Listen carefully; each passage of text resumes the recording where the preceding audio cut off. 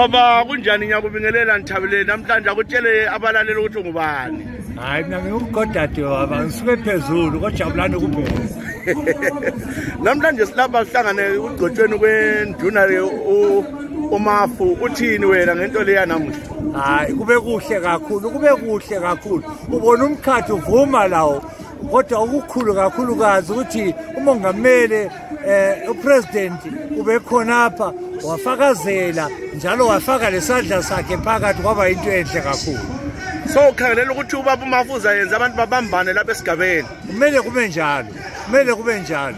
Ngenxa ukuthi umthetho nalo owezinduna uletha ukubambana lo kuthuthuka esigabeni.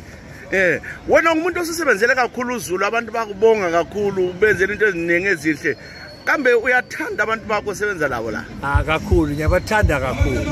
Ungibona ngikhona, umbona ngilani namuhla. Umbona ngisuka ngikhaya siza ngapha ungenxa lothando lonolo engilalo.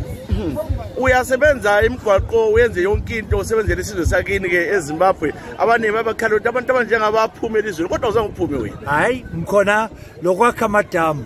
Ilizwe lelo sengaligcwalisa ngamadamu ezakhwe ikampani yethu. Akunje lokunye ke okwenziwa ke ikampani yakho egodati yini lani ngaphandle kwakho izindlu lamadamu? Indlela, ama-bridge, amadamu, lokugebha emayini. Abantu beZimbabwe kulalele emhlabeni wonke jikelele ulelizwe bani umaZimbabwe ukuthi bazoyakha ilizwe labo?